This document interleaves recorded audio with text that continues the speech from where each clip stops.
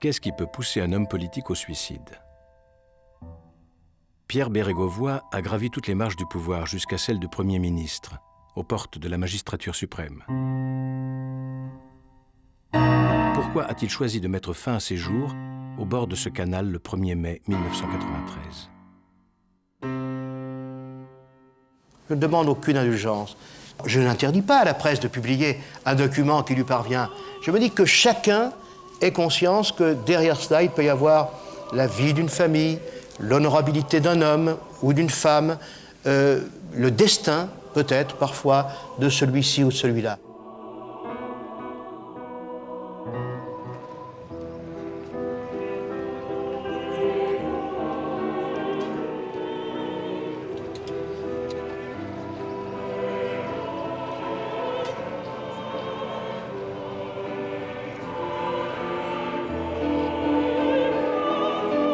Nous sommes autour de vous, madame, autour de vos enfants, de votre cercle de famille, avec le sentiment déchirant de ne pouvoir que vous accompagner sur le chemin qui reste à faire.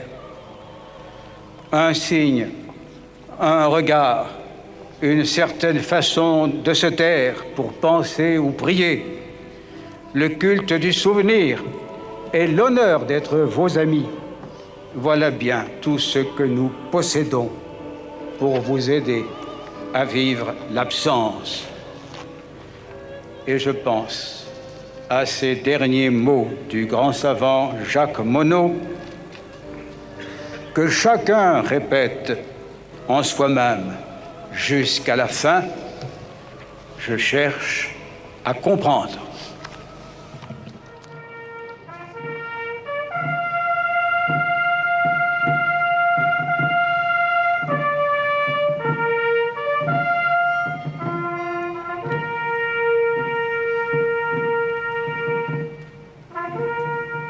Pénalement, il n'y avait absolument rien à lui reprocher. Tout le monde a le droit d'emprunter de l'argent, il ne manquerait plus que ça, qu'on ne puisse pas emprunter de l'argent à des amis. Le problème, c'était quel ami? Bon, vous m'entraînez là où je n'ai pas trop envie d'aller, mais au fond, quel est mon sentiment à moi? Mon sentiment, c'est que Bérégovoy, et je l'ai écrit, c'est un homme intègre. Et que cet homme, s'il n'était pas intègre, s'il était un voyou, s'il était un ficelle, s'il était un finatch, il s'arrangeait de cette histoire, et il s'arrangeait de l'image que ça lui a envoyée de lui-même. Et vous avez cité des noms qui se sont arrangés de tout ça. Vous savez, la politique, souvent c'est dur, hein. Dur, plus que dur, cruel, assassin. Quand le 2 avril 1992, Pierre Bérégovoy se rend à l'Élysée à la demande du président de la République, il sait que François Mitterrand l'appelle enfin à ce poste de Premier ministre, derrière lequel il court depuis 10 ans. L'ancien cheminot est convaincu qu'il a rendez-vous avec le destin. Mais derrière cette consécration, un peu tardive, c'est le sort qui est posté en embuscade. Pour l'instant, il goûte aux faveurs du président et à la joie de ses nouvelles fonctions. Il est si heureux que Match fait des photos tout à fait extraordinaires de lui en famille. D'ailleurs, on les a là. Regardez. Voilà, je ne sais pas ce que ça donne, mais on voit son bonheur qui est absolument total. James Sandanson, qui est un de ses amis personnels, qui est photographe d'agence, le suit et fait cette photo à Matignon. Alors il y en a d'autres. On voit ses petits-enfants qui sont sous son bureau. Si vous regardez son expression de visage, il a l'expression d'un enfant à qui on aurait fait un sublime cadeau. Son épouse est habillée comme une princesse, et les petits-enfants comme des petits princes, les petites filles adorables, petites robes bleues en Liberty, avec des grands cols Claudine. C'est le bonheur de Béret. Georges Pompidou était normalien, Raymond Barre, professeur d'économie, Jacques Chirac, Laurent Fabius et Michel Rocard, énarques. Pierre Bérégovoy ne possède aucun de ces laissez-passer de la méritocratie à la française. Personne ne conteste ses qualités intellectuelles, mais c'est un autodidacte et depuis qu'il est aux affaires, on ne manque pas de le lui rappeler. Pierre Bérégovoy, avant que la formule ne vienne à la mode, est un symbole, le symbole de la France d'en bas. Mais sa réussite dérange. J'ai relu votre biographie, j'ai vu que vous aviez commencé dans la vie comme ajusteur-fraiseur avec un CAP, un simple certificat d'études.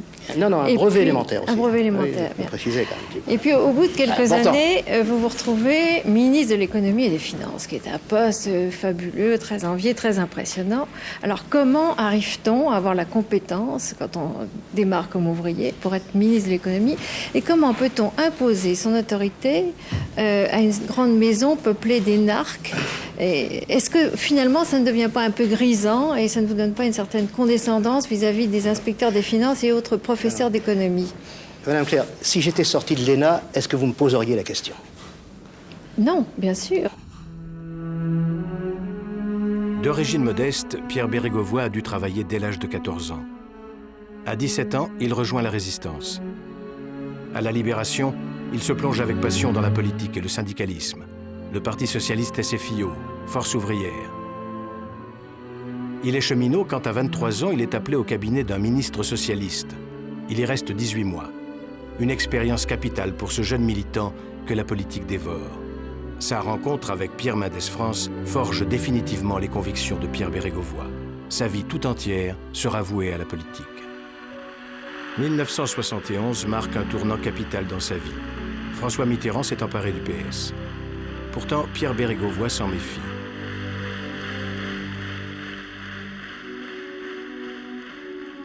Mais très vite, sa rencontre avec celui qui symbolise le renouveau de la gauche non communiste est décisive.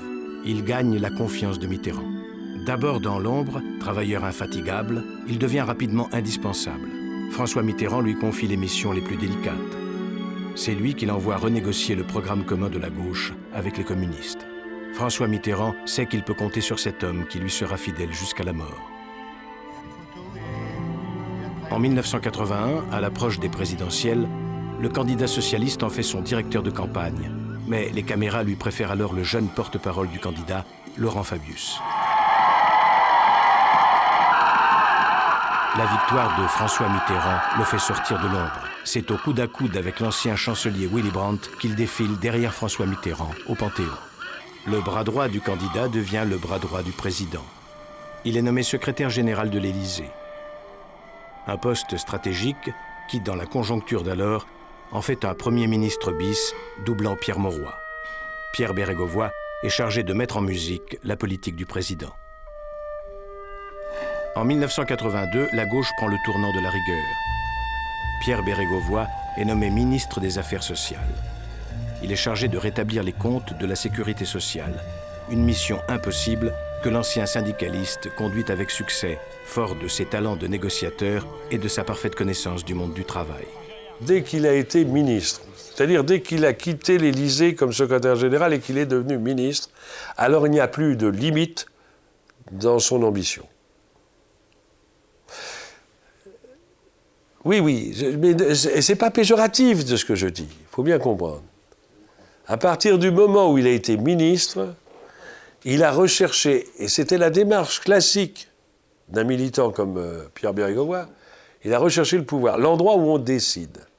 Et à partir de ce moment-là, il a dit, bon, ben, c'est Premier ministre. Il va attendre 10 ans.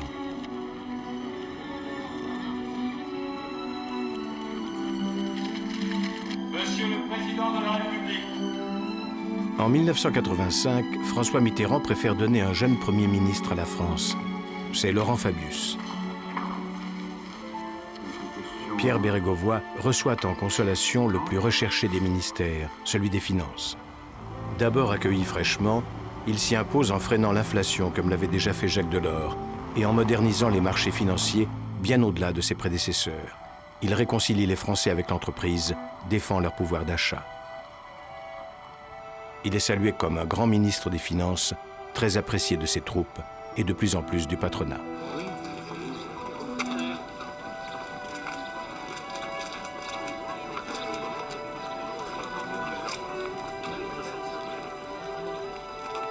En 1988, François Mitterrand fait à nouveau appel à lui pour diriger sa campagne électorale. Mais le président réélu l'écarte à nouveau du poste de Premier ministre et lui préfère Michel Rocard, plébiscité par les Français. Pierre Bérégovoy retrouve le ministère des Finances, ses habitudes, ses convictions et la reconnaissance internationale de ses pairs. Rocard remercié au printemps 1991, François Mitterrand, qui sent l'opinion lui échapper, joue son va-tout en nommant une femme à Matignon. C'est un échec. Il est indigné que ce soit Édith Cresson. Alors, il va d'ailleurs s'employer, tout au long des quelques mois où Madame Cresson sera Premier ministre, il va s'employer à lui savonner la planche. Et là, il se dit ça, et ça j'en ai parlé avec lui à l'époque, il se dit ça sera forcément moi, parce que, non pas parce que je suis le meilleur, ou parce que Mitterrand m'aime plus que les autres, il se dit ça sera fort, je ris parce que c'était tellement, là il était tellement sûr de ça, et moi aussi d'ailleurs, ça sera tellement moi parce que les carottes sont cuites. En avril 92, Mitterrand appelle enfin Pierre Bérégovoy au poste de Premier ministre. Pierre Bérégovoy est sans illusion sur ce rendez-vous trop tardif avec l'histoire. Il sait qu'il a la confiance des Français. Il ne sait pas que cette mission lui sera fatale. Il est sans illusion. Il sait que les élections seront perdues, que l'échec électoral est à peu près inévitable. Ce qu'il voudrait, ce qu'il ambitionne, c'est que cet échec électoral soit tout de même aussi limité que possible. Il pense que la gauche est profondément atteinte moralement et qu'elle est profondément atteinte politiquement. Moralement parce que c'est la période des affaires, perquisition au Parti socialiste, un certain nombre de procédures qui mettent la gauche en difficulté. Et il y va à la main d'Es-France 54, en disant on a un an de survie, alors allons-y, essayons de régler ces questions-là. Le 8 avril, Pierre Bérégovoy présente son programme de politique générale devant le Parlement. Il surprend les élus par la violence de son discours. Chômage, insécurité, corruption, voilà les trois fléaux qui démoralisent la société française. On soupçonne certains hommes publics de s'être enrichis personnellement de manière illégale. S'ils sont innocents, ils doivent être disculpés. S'ils sont coupables, ils doivent être châtiés. Dans tous les cas, la justice doit passer.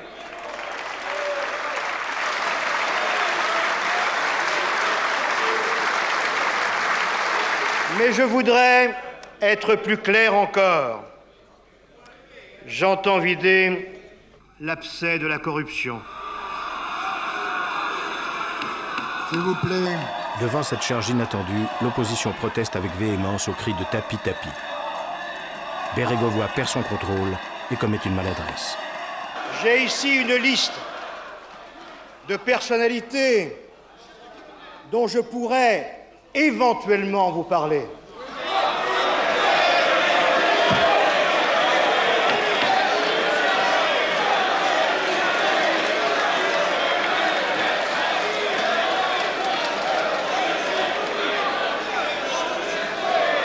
Je m'en garderai bien.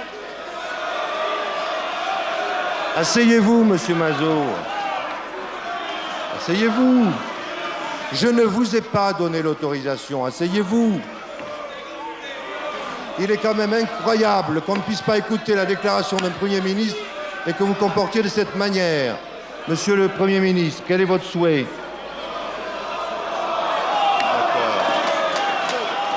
Monsieur Bayrou, asseyez-vous, s'il vous plaît. Avec l'autorisation du Premier ministre. C'est comme ça, ça ne peut pas être autrement.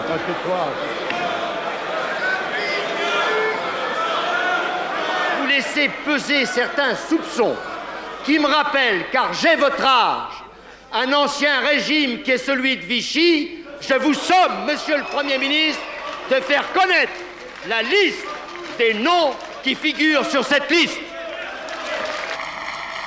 Pour la première fois dans l'hémicycle, un Premier ministre prononce le mot de corruption. En levant ce tabou, il s'aliène de nombreux élus, et pas seulement à droite. La politique française se finance encore en grande partie d'expédients. Ce faux pas va lui coûter cher. Plus tard, la presse saura opportunément le lui rappeler. Très vite, les premiers nuages s'amoncellent sur son gouvernement. La gauche est rattrapée par les affaires. En mai, le tout nouveau ministre de la Ville, Bernard Tapie, l'homme d'affaires entré en politique, le gagneur, est menacé d'une mise en examen et doit démissionner. En juillet, c'est au tour d'Henri Emmanuelli, le président de l'Assemblée nationale, ancien trésorier du Parti socialiste, qui doit répondre devant la justice des financements de son parti. Vous menez un combat contre la corruption. On le voit bien, vous l'avez dit, vous prenez des décisions, et ce combat est pollué par tout ce qu'on voit en ce moment et par ces affaires qui traînent. Je ne crois pas que ce combat soit pollué, parce que voici longtemps que je pense qu'il faut rendre plus transparentes les relations de l'argent avec la société. Pour lui, c'est une préoccupation profonde, pas seulement politique. Certes politique, lutter contre un climat délétère qui atteignait directement la majorité, le président, un certain nombre de grandes personnalités de la majorité, mais aussi pour des raisons profondes. Il ne supporte pas, et il ne supportera pas qu'il puisse y avoir ainsi un soupçon sur le fondement même de la vie politique, de la démocratie. Pour lui, il doit y avoir de la clarté dans les relations entre le monde de l'économie et le monde de la politique. Moi, personnellement, je suis de ceux qui pensent qu'il faudrait supprimer le financement des partis politiques à partir des entreprises, car une entreprise, c'est pas un citoyen, c'est pas un philanthrope. Si elle donne quelque chose, c'est parce qu'elle espère, à un moment donné, avoir un retour. Obsédé par l'importance croissante des affaires, Pierre Bérégovoy veut à tout prix moraliser la vie politique française. La transparence est devenue son credo. Il fait désormais de la lutte contre la corruption son cheval de bataille. Il dépose un projet de loi sur le financement des partis politiques. Lorsqu'il propose la loi anticorruption, il a tout le monde contre lui, y compris le Parti socialiste. Et d'ailleurs, c'est une loi qui passe au Parlement avec 4 ministres présents et sur lesquels il faut sans cesse revenir pour éviter les amendements.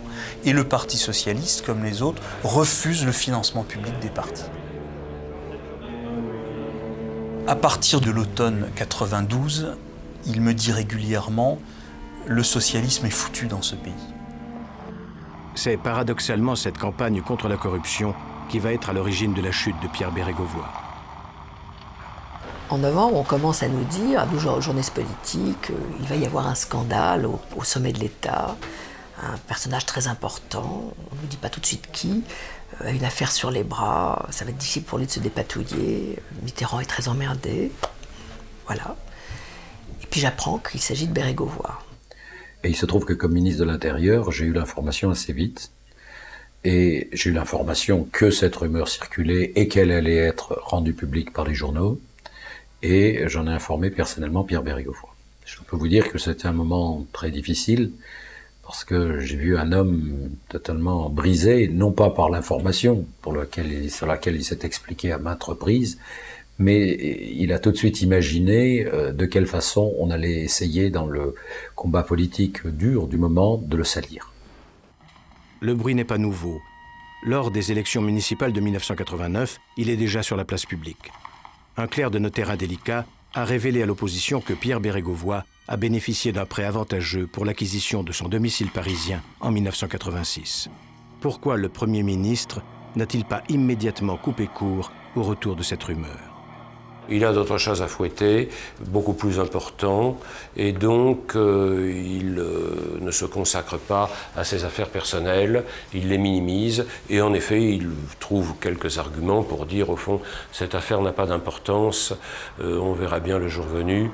Elle le rattrape 4 mois plus tard, le 2 février 1993. Pierre Bérégovoy est informé par ses collaborateurs que le Canard enchaîné s'apprête à révéler le prêt d'1 million de francs sans intérêt que lui a fait Roger Patrice Pelat pour acheter son appartement parisien. Ce qui n'était qu'une rumeur devient un scandale. L'affaire Bérégovoy commence.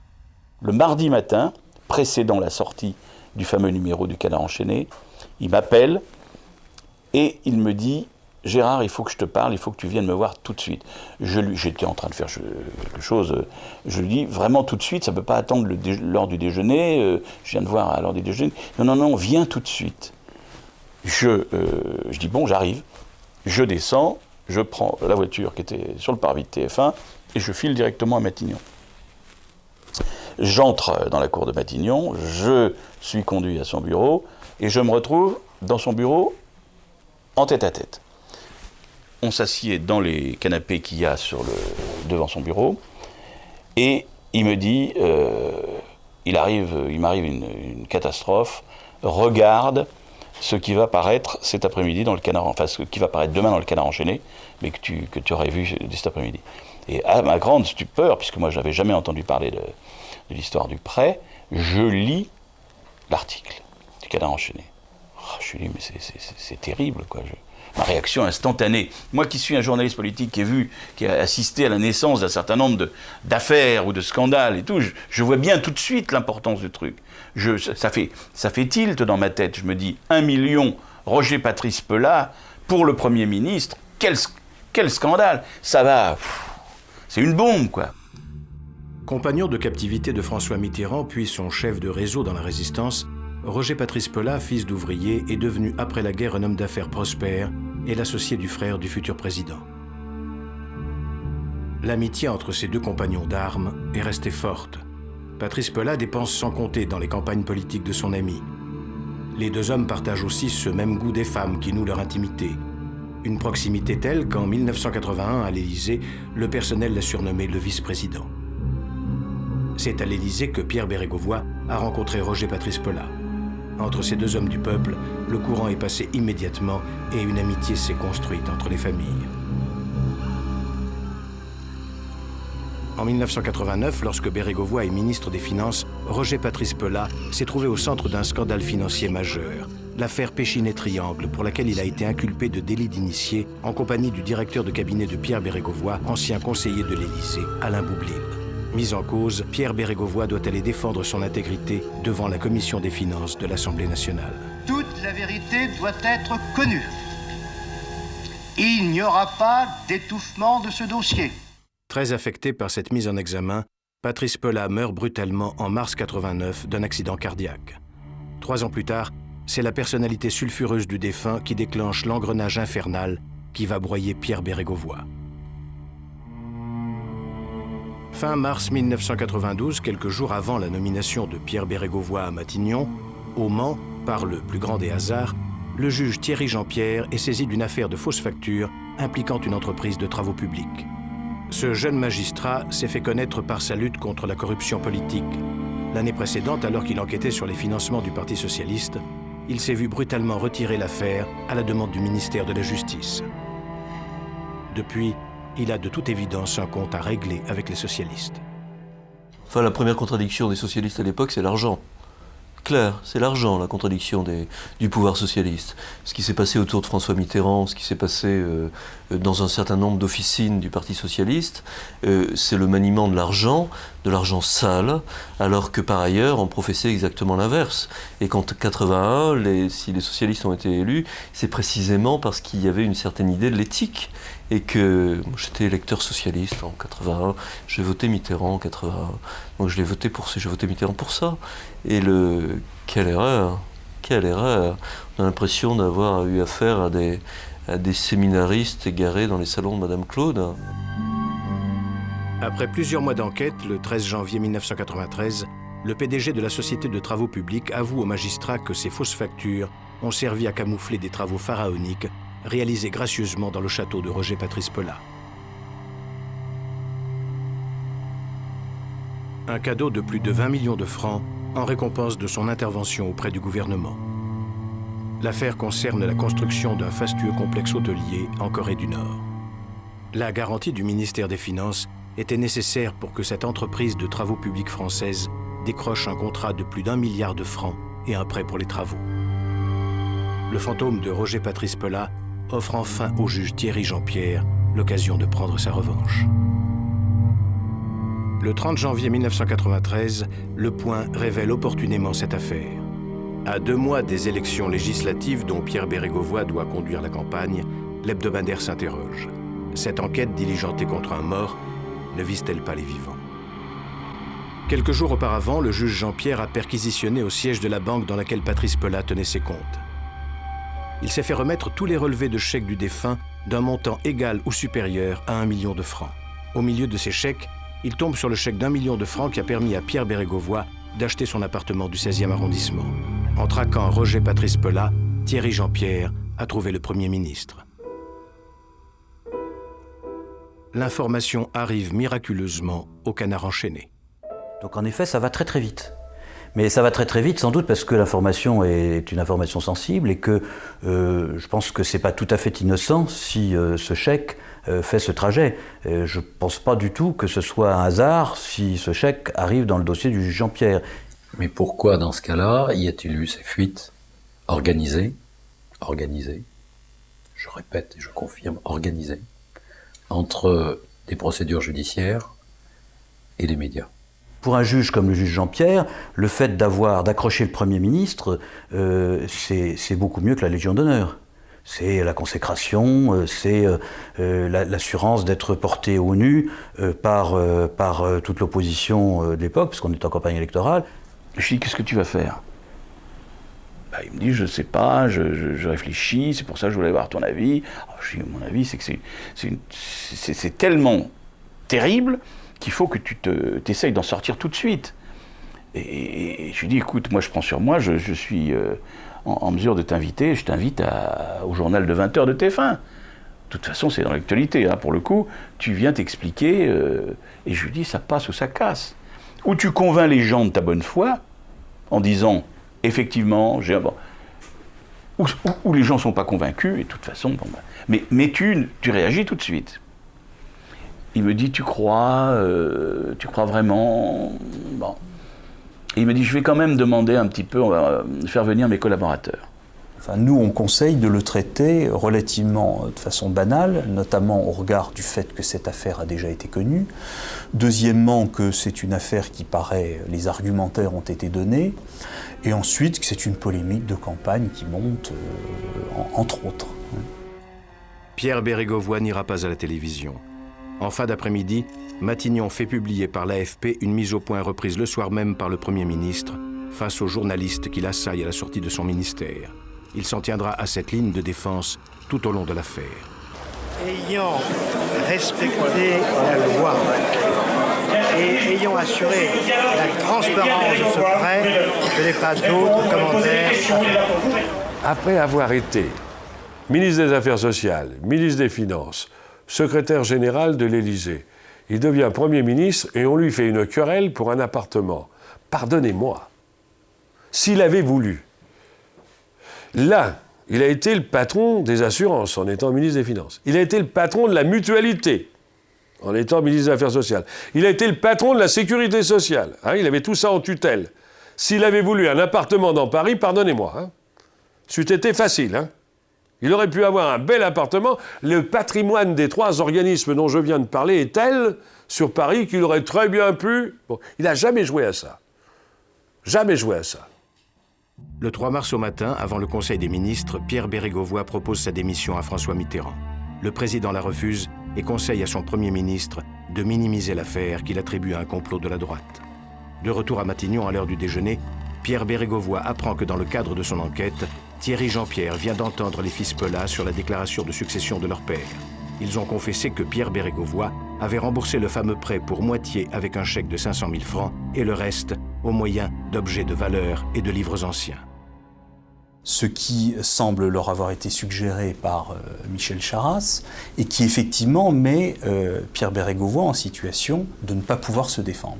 Nous avions des photos de son domicile et elles avaient été faites au grand angle il y a quelques temps auparavant par un photographe. Et nous regardons les photos, on ne voit aucun livre. Donc tout ça, c'est n'importe quoi.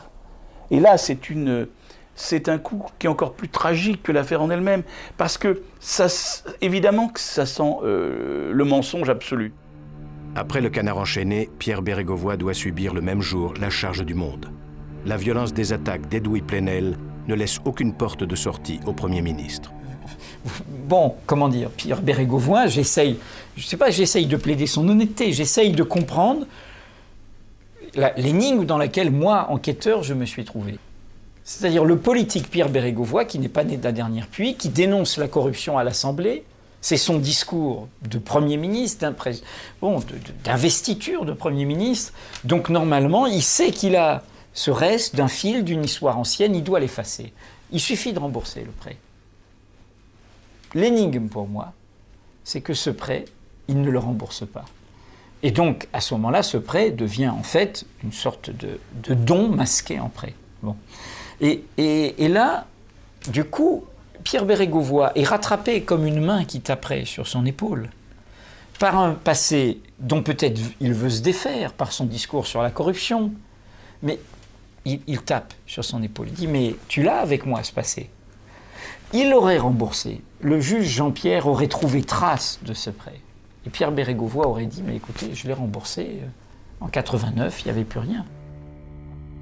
Le 15 février, le ministère de la Justice signifie au juge Thierry Jean-Pierre qu'il n'a pas à enquêter sur le Premier ministre, son prêt ayant été contracté en toute légalité. Cette intervention maladroite met encore plus Pierre Bérégovoy en porte-à-faux. Il est trop tard. Dans la presse, c'est l'engrenage des accusations. L'affaire du complexe hôtelier nord-coréen est confondue avec celle du prêt Pela, présentée comme la contrepartie financière d'une intervention de Pierre Bérégovoy lorsqu'il était le ministre des Finances de Laurent Fabius en 1985. La caractéristique, c'est pas qu'on dise à ce moment-là Pierre Bérégovoy a reçu un prêt, ou a bénéficié d'un prêt de la part de telle ou telle personne. La caractéristique de ce qui sort, c'est qu'il l'a reçu en échange de quelque chose. Ce qui est quand même typiquement la définition de la corruption. Donc l'attaque à ce moment-là est une attaque de corruption. Non pas d'une relation privilégiée avec quelqu'un qui pourrait se fonder sur une amitié, mais il y a eu échange. Donc il y a eu corruption. C'est cette attaque-là qui est portée à ce moment-là. C'est ça la différence de nature entre la rumeur d'un côté et les articles qui apparaissent et les informations qui sont diffusées, en particulier à partir du travail du juge Jean-Pierre. Les attaques persistent. Pierre Bérégovoy doit continuer à se justifier. Je ne vois pas pourquoi je serais convoqué par le juge, mais si je devais être convoqué, j'irais l'esprit tranquille. J'ai accepté ce prêt sans intérêt parce qu'il m'était proposé par un ami, ce qui prouvait que je n'avais pas, disons, les moyens d'acheter mon appartement aisément. Cela étant, j'étais à l'époque, permettez-moi de le rappeler, député de l'opposition, je ne pouvais dispenser aucune faveur. Et je le répète, jamais M. Pela ne m'a demandé quoi que ce soit. À Matignon comme aux finances, ses collaborateurs estiment que le Premier ministre se défend trop mollement face à ces attaques de corruption. Contre son avis, Marc-Antoine Hautemans, son directeur de cabinet, et Michel Sapin, son ministre des Finances, décident de contre-attaquer en rendant public des documents qui font la preuve qu'il n'existe aucun lien entre le prêt de Roger Patrice Pela et l'affaire coréenne.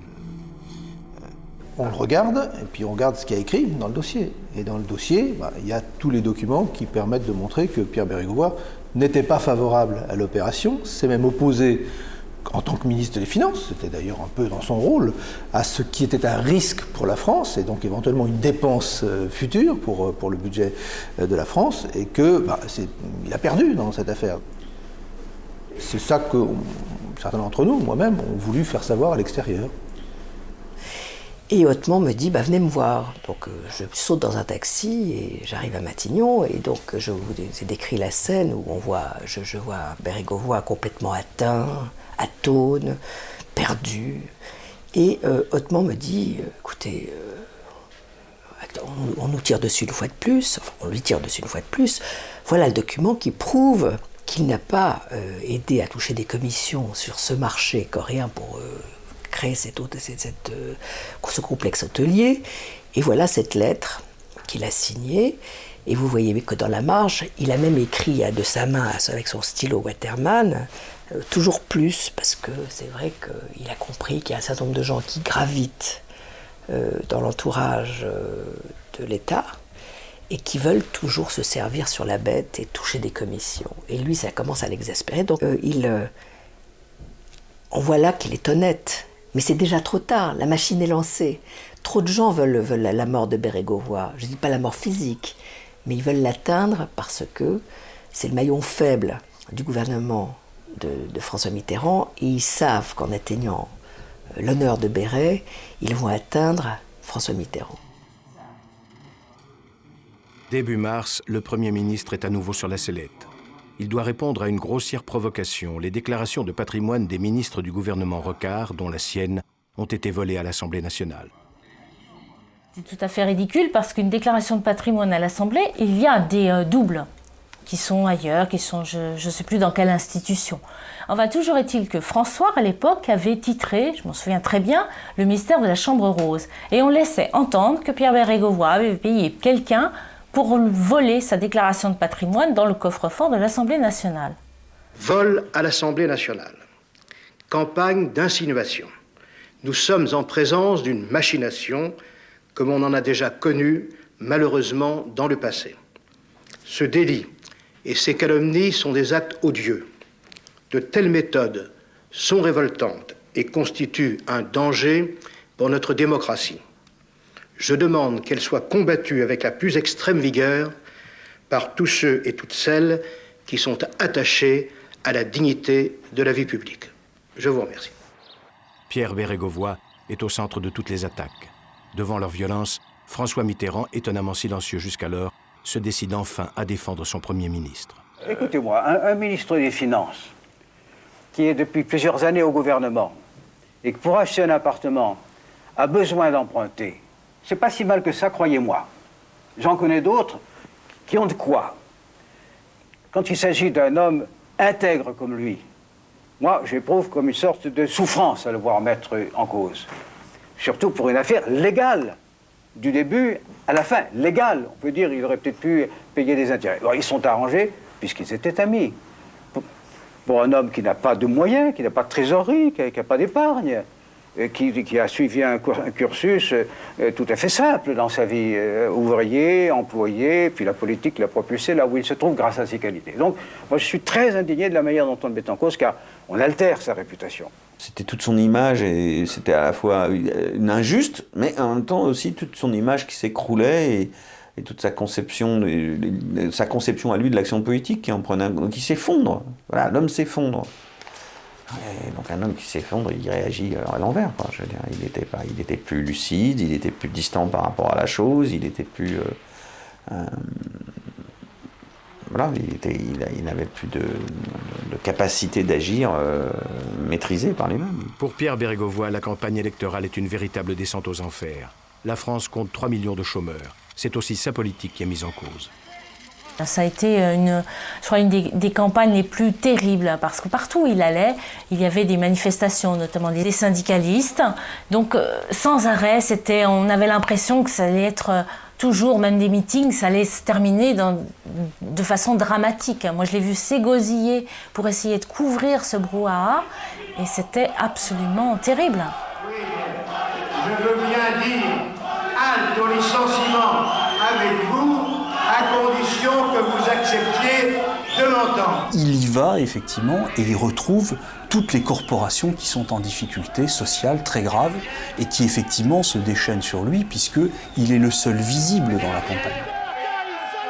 Mais cette campagne, on avait le sentiment on rencontrait des électeurs qui nous fuyaient, qui nous claquaient la porte au nez, on sentait que le sable nous passait entre les mains. À titre personnel, il était effondré, mais même s'il avait eu une bonne défense, je veux dire, la situation politique faisait que, de toute façon, dehors les socialistes. Dehors. Donc évidemment, comment voulez-vous avoir la possibilité, effectivement, de surnager dans cette double débâcle, si j'ose dire. Naturellement, quand on est venu pour saboter une réunion, on ne peut pas accepter le dialogue.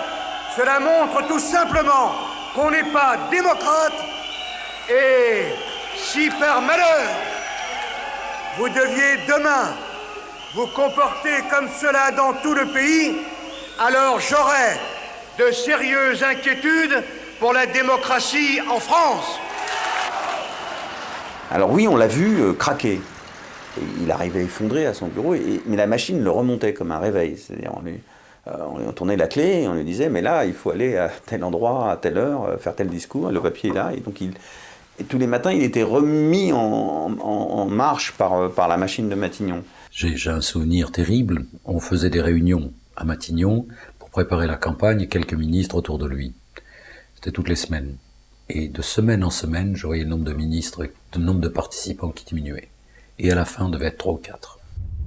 Et là, il a le sentiment que tout ce qu'il a fait dans sa vie militante, dans sa vie politique, dont il a voulu persuader l'opinion publique du bien fondé, va s'écrouler parce qu'on va dire, s'il a pu nous mentir sur cette affaire, il nous a menti sur le reste, y compris sur sa politique économique. Je l'accompagnais dans tous ses déplacements et on en avait beaucoup à cette période-là. Il y en avait au moins 3 par semaine. Et je me suis dit, comme ça, parce qu'on a des intuitions quand on connaît les gens, il a tellement de chagrin qu'il va somatiser. Et dans ma tête, je me suis dit, il va me faire un infarctus. Voilà, c'était ce que je m'étais dit. J'ai reçu des coups, j'espère qu'ils ne me marqueront pas. Comme je vous l'ai déjà dit à plusieurs reprises, quand on a le sentiment d'avoir agi en conscience, on ne peut pas être bousculé par la calomnie. Le 28 mars 1993, au second tour des législatives, les résultats tombent comme un coup près. La gauche subit une débâcle sans précédent depuis un siècle. La droite triomphe avec 480 députés. Les socialistes sont laminés. Ils passent de 275 élus dans la législature précédente à 67 députés. La gauche, dans son ensemble, réalise son plus mauvais score en voix depuis la Libération. L'Élysée est en état de choc. À la télévision, Laurent Fabius fait un constat sans appel. Les Français ont voté. La gauche parlementaire subit une très sévère défaite. La droite domine à peu près tout. La nouvelle Assemblée nationale sera donc une chambre écrasante. Je ne crois pas que ce soit notre idéal qui a été sanctionné. Ce sont plutôt certaines de nos pratiques. En un mot, le cœur s'est éloigné. Sonné, Pierre Bérégovoy déclare à l'un de ses proches « Nous ne nous en remettrons pas ». Le 29 mars, il présente sa démission à François Mitterrand. Ce sont 20 années de fidélité et de loyauté sans faille qui se brisent.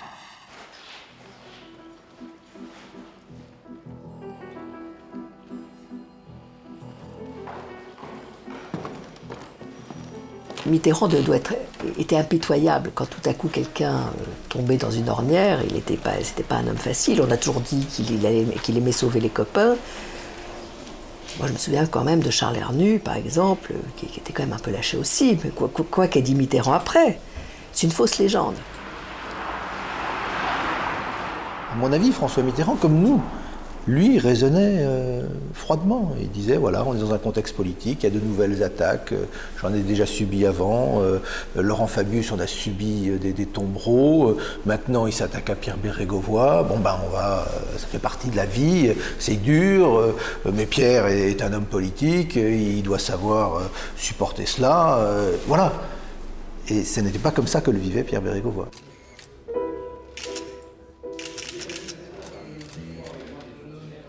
Une fois que Bérégovoy n'est plus Premier ministre, on le voit errer après la perte des élections, seul dans la salle des pas perdus, et personne ne lui parle. Il vient vers n'importe quel jeune stagiaire pour essayer de lui serrer la main. Les grands journalistes se tournent élégamment, et personne ne veut lui parler. Il se sent seul et abandonné, c'est idiot à dire, mais c'est vraiment les deux termes qui conviennent. Quand il regarde quelqu'un, il se dit « Tiens, ça y est, il a changé la manière de me voir. Il ne me regarde plus comme un homme simple, qui a réussi, qui est honnête, un peu sérieux, parfois un peu triste, mais il ne me regarde plus comme ça, il me regarde comme quelqu'un qui a des questions d'argent en main. » Mais lui s'imagine, il a une réalité subjective. Pour lui, il s'imagine le problème encore beaucoup plus grave qu'il n'est. C'est-à-dire que si quelqu'un le croise sans le voir dans un couloir, il s'imagine qu'il lui en veut et qu'il lui tourne le dos. Avec son petit cigarillo, il était là, la tête baissée, en me disant « mais c'est injuste, tu ne trouves pas que c'est injuste ce qui nous arrive ?» Et je me suis rendu compte après, quand il disait « ce qui nous arrive », il pensait « ce qui m'arrive ». Tu ne trouves pas que c'est injuste ce qui nous arrive? Franchement, on a essayé de tout faire, qu'est-ce qui nous arrive? Pour aider la personne qu'on aime, on lui dit « mais non, cette affaire n'a aucune importance, mais n'y accorde pas autant d'importance, mais tu exagères, ça n'a rien à voir avec ce que tu dis ». Et à ce moment-là, un beau jour, l'intéressé se dit « bon, ben si on me dit ça, c'est qu'on ne me comprend plus ». et que je suis donc seul à porter mon drame.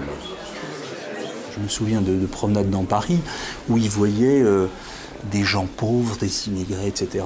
Et il disait, il faudra que ces gens-là, il faudra que je leur prouve ma bonne foi, et à ce moment-là, à nouveau, nous serons crédibles. Ils croiront, ils pourront croire en nous. Pour comme ça, une absence de vigilance, il se retrouve... il ne peut plus se regarder dans la glace. Il ne peut plus se regarder dans la glace. En tout cas, il se dit, c'est pas possible. Pas moi, pas ça. Pénalement, il n'y avait rien. On ne pouvait rien judiciairement contre Bérégovoy. Il ne le croyait pas. Et puis, il le croyait d'autant moins que il pensait que les juges continuaient à tourner autour de lui, et notamment tourner autour de sa famille.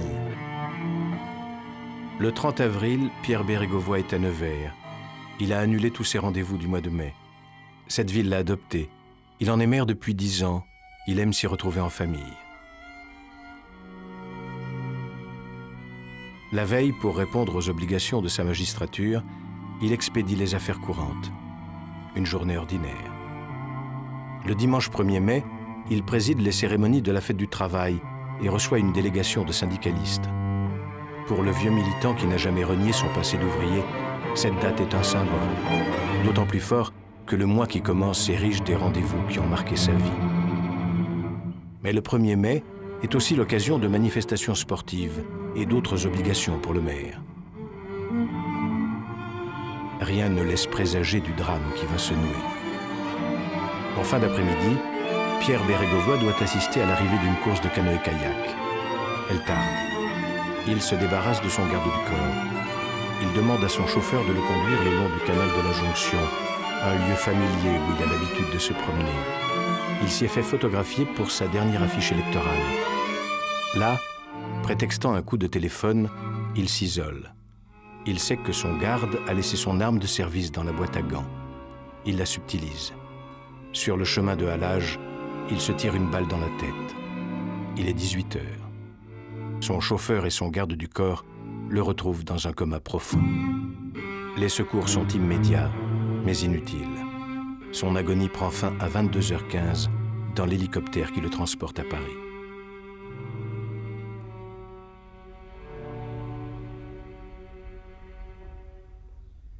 La France est bouleversée. Spontanément, le Paris populaire vient rendre un dernier témoignage à l'un des siens. Le 4 mai, c'est le mage officiel. Le Parti socialiste prend le train.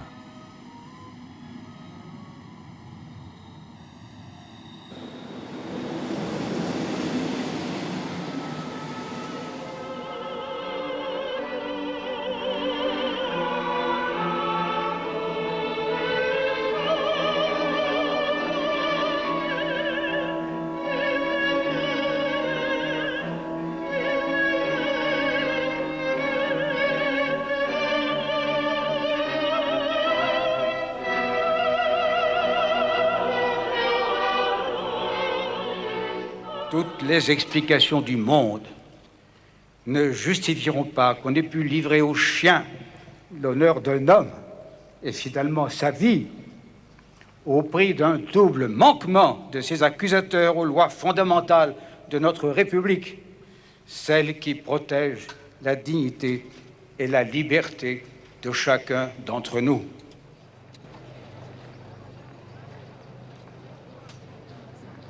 En tous les cas, il savait que c'était une manière tragique d'arrêter les choses. Et on peut toujours se penser que, puisqu'on est dans la tragédie, elle s'écrit, elle se relit, elle se commente, y compris 10 ans après. Il y avait une dégringolade, il y avait une débandade, il y avait une déconstruction. Et lui, il est là, sur la route, qui vit ça. Hein? Il y a plein de voitures qui roulent dans tous les sens, et puis finalement, il se fait écraser. Il se fait écraser en décidant d'être écrasé. Et il le fait lui-même pour être sûr de ne pas se louper. Je pense que c'est le cheminot qui a tué le Premier ministre. C'est-à-dire que je vais plus loin que l'analyse, il n'a pas supporté la campagne, qui est un élément réel de fragilisation, mais en même temps, comme c'est un homme quand même qui réfléchissait beaucoup sur ce qu'il faisait, Et il a dû se dire, finalement, j'ai pas réussi à mériter ce qu'il croyait pouvoir mériter en faisant. Hein. Et alors, moi je sens, c'est...